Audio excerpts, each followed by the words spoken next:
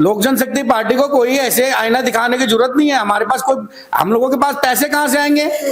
होगा मांझी जी के पास। हमारे नेता तो आप शुरू से देख रहे हैं, एक दाग कोई दिखा दे हमारे नेता पे। इतने बड़े पद पे, इतने बड़े ओहदे के बाद अगर आपको बयानबाजी देते हैं तो उसमें हल्कापन नहीं होना चाहिए। चिराग पासवान जी का कोई आज स्थान नहीं है, चिराग पासवान जी का मुकाबला कोई कर नहीं सकता। उनके उम्र का एक भी नेता, बिहार में और चेहरे नहीं है क्या? एक भी नेता, मैं चैलेंज करता हूं, चिराग पासवान जी की लोकप्रियता का कोई हद नहीं है। आप समुद्र की मापने चले, समुद्र की गहराई को मापने चले। चिराग पासवान जी लोक जनशक्ति पार्टी रामविलास आज के टाइम पे अपने उफान पे, मतलब लोकप्रियता के उफान पे। हम पार्टी की नाराजगी क्या सिर्फ बयानबाजी तक ही रहेगी या इसका नुकसान कुछ चुनाव में भी होने वाला है, या ये लोग सच में कुछ ऐसा करने वाले हैं? इंडिया एकदम मजबूत है, इंडिया एक साथ है। नमस्कार, आपके साथ में हूं ज्योति सिंह, आप देख रहे हैं NBC 24। देखिए, बिहार विधानसभा चुनाव में अभी फिलहाल वक्त है, लेकिन उससे पहले कुछ ऐसे बयान सामने आ रहे हैं जिससे लग रहा है कि सियासी पारा जो है वो चढ़ गया है। हम बात कर रहे हैं हम के संस्थापक जीतन राम मांझी का, जिन्होंने बीते दिन चिराग पासवान को लेकर के इनडायरेक्टली कुछ ऐसी बातें कही है जिसकी वजह से अब अलग अलग प्रतिक्रियाएं दोनों पार्टी से सामने आ रही है। और सवाल अब यह है कि मोदी कैबिनेट के दो मंत्री जो है अब आमने सामने हो चुके हैं। इसी पर बात करने के लिए इस वक्त हमारे साथ LJP रामविलास पार्टी के दिल्ली प्रदेश अध्यक्ष शंकर मिश्रा हैं। सर, सबसे पहले तो आपका हमारे चैनल में बहुत बहुत स्वागत है। जी जी, प्रणाम आपके चैनल को, आपके दर्शकों को प्रणाम। जीतन राम मांझी ने जो बयान दिया है, उन्होंने कहा कि जो भीड़ थी वो सिर्फ दिखावा था, पैसे की ताकत थी, वक्त आने पर हम अपनी ताकत दिखा देंगे, जमीनी हकीकत कुछ भी नहीं था। नहीं, जीतन राम मांझी जी बुजुर्ग हैं, बड़े नेता हैं और राजनीतिक में बयानों से बचना चाहिए। चिराग पासवान जी की लोक जनशक्ति पार्टी रामविलास की ताकत को कोई आंक नहीं सकता है। कितनी ताकत है, कितनी लोकप्रियता है, ये हमें बताना नहीं पड़ेगा किसी को। बिहार ही नहीं, पूरे देश में जिस प्रकार बिहार में जन सैलाब उमड़ पड़ा 44 डिग्री गर्मी में भी, बुलाइए किसी नेता के लिए। पैसे की भीड़ होती तो आप लोग करके दिखाइए ना, पैसे से भीड़। ये हमारे नेता की लोकप्रियता इतनी ज्यादा है, इतनी ज्यादा उनकी लोकप्रियता है युवाओं में, पूरे देश में, महिलाओं में, बिहार के अंदर, कि वो भीड़ अपने आप आई है। वो कोई पैसे का, और ऐसे नेता जो लोक जनशक्ति पार्टी के सच्चे सिपाहियों को बिकाऊ कह रहे हैं, हमारे कार्यकर्ता बिकाऊ है, हमारे कार्यकर्ता लोग पैसे लेके आए हैं या हमारे जनता पैसे लेके आई है, तो ये उनकी भूल है। बड़े पद पे हैं और अपने बयानों को सोच समझ के देना चाहिए, क्योंकि वो इंडिया के एक हिस्सेदार है। अच्छा, जिस तरीके से उन्होंने ये बात कही है, खैर उनकी एज भी कितनी है, आप लोग से सीनियर है, सभी लोग जानते हैं, राजनीति में इतना समय दे रहे, क्या शोभा देता है ये चीज उनको? बिल्कुल नहीं, बिल्कुल नहीं। मैं वही कह रहा हूँ कि बहुत ही ज्यादा उम्र है उनकी और इस प्रकार से बयानबाजी नहीं करना चाहिए। खास करके आप अपने ही घटक दलों पे ऐसी बयानबाजी करते हैं। चिराग पासवान जी की लोकप्रियता का कोई हद नहीं है। आप समुद्र की मापने चले, समुद्र की गहराई को मापने चले। चिराग पासवान जी लोक जनशक्ति पार्टी रामविलास आज के टाइम पे अपने उफान पे, मतलब लोकप्रियता के उफान पे है चिराग जी। जीतन राम मांझी ने जिस तरीके से बयान दिया, उससे तो यही लग रहा है कि चिराग पासवान बीते 8 तारीख को आरा में जो सभा की है, जो रैली की, जितनी भी भीड़ आई थी वो खरीदी हुई। अब उनके बयान से क्या होता है? आप तो ऐसे तो वो भी खरीद के बुला ले। कह तो रहे हैं कि हम अपनी ताकत सही समय पे दिखाना चाहिए। कब दिखाएंगे? दिखाना चाहिए। लोक जनशक्ति पार्टी को कोई ऐसे आईना दिखाने की जरूरत नहीं है। हमारे पास कोई, हम लोगों के पास पैसे कहां से आएंगे? होगा मांझी जी के पास। हमारे नेता तो आप शुरू से देख रहे हैं, एक दाग कोई दिखा दे हमारे नेता पे, तो पैसे उन लोगों के पास होता जो बहुत दिन से ये सब काम करते आ रहे हैं। हमारे नेता के पास कार्यकर्ता अपने तन मन धन सब कुछ लगा के, आपको बताने की जरूरत नहीं है, उनको हमें बताने की जरूरत नहीं है। हम सुनिए 5 की 5 सीटें मिली थी और 100% स्ट्राइक रेट से, सबसे अच्छे मतों से लोक जनशक्ति पार्टी रामविलास बिहार में लोकसभा चुनाव जीत के आई है।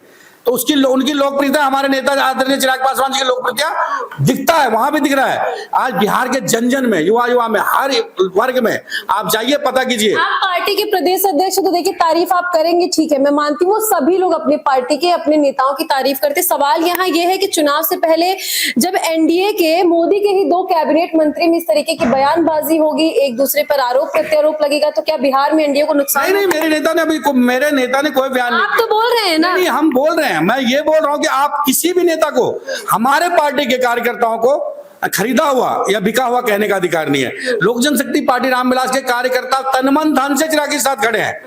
जब से पार्टी टूटी, जब से पार्टी के साथ इतना सारा हादसा हुआ, तब से आज तक उनके कार्यकर्ता रामविलास पासवान जी के सिपाही, बिन पैसे के सिपाही हैं।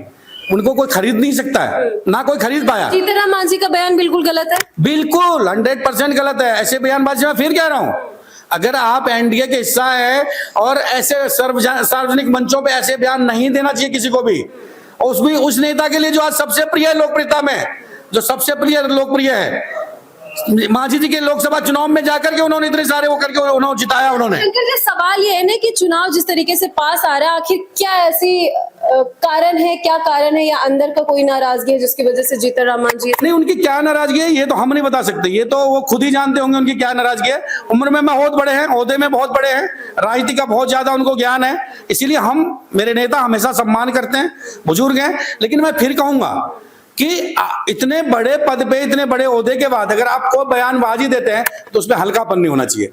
चिराग पासवान जी का कोई आज स्थान नहीं है, चिराग पासवान जी का मुकाबला कोई कर नहीं सकता।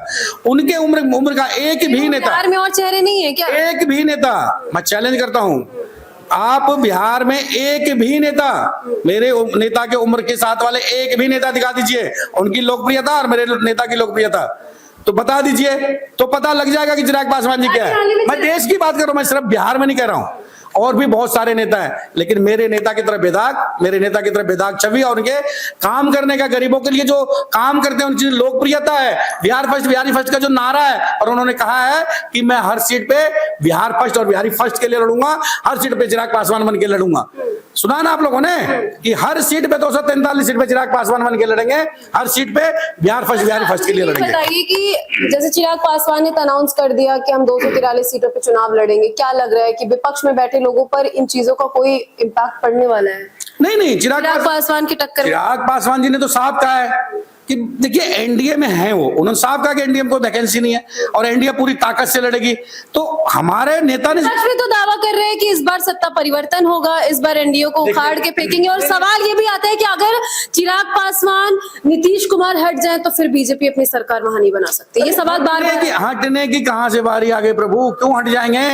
एनडीए एकदम मजबूत है, एनडीए एक साथ है, और आप देखिए जितनी सीटें हमें मिलेगी हम तो पूरी ताकत से हर सीट पे लड़ते ही हैं, लेकिन उन्होंने कहा कि जो भी सीटें और हमारे गठबंधन के घटक दलों को जाएगा उन पे भी चिराग पासवान जी की पूरी टीम चिराग पासवान के लड़ेगी, और जितने से ज्यादा 200 से ज्यादा सीटें इस बार एनडीए जीत के आएगी और बिहार में सरकार बनाएगी। अच्छा, हम पार्टी की नाराजगी क्या सिर्फ बयानबाजी तक ही रहेगी, या इसका नुकसान कुछ चुनाव में भी होने वाला है, या ये लोग सच में कुछ ऐसा करने वाले क्या? नहीं, इसमें देखिए अब ये बयानबाजी उन्होंने किस उसमें दिया है, मैं तो उनके मन को नहीं पढ़ के बता सकता, लेकिन मैं फिर कहूंगा कि हमारे पार्टी के कार्यकर्ता ना बिकाऊ हैं, ना उनको कोई खरीद सकता है, क्योंकि लोगों ने खरीद के देख लिया है। जब 2021 में पार्टी टूटी थी, बहुत सारे लोगों ने खरीदने की कोशिश की थी कार्यकर्ताओं को, लेकिन वो सब रामविलास पासवान साहब के सिपाही हैं, और चिराग पासवान के साथ बिना मोल भाव के, बिना पैसा खरीद पर के अपने तन मन धन से चट्टान की तरह खड़े हैं और खड़े रहेंगे, हमेशा खड़े रहेंगे। और चिराग पासवान जी हमारे नेता है, हमारे पार्टी के राष्ट्रीय अध्यक्ष है,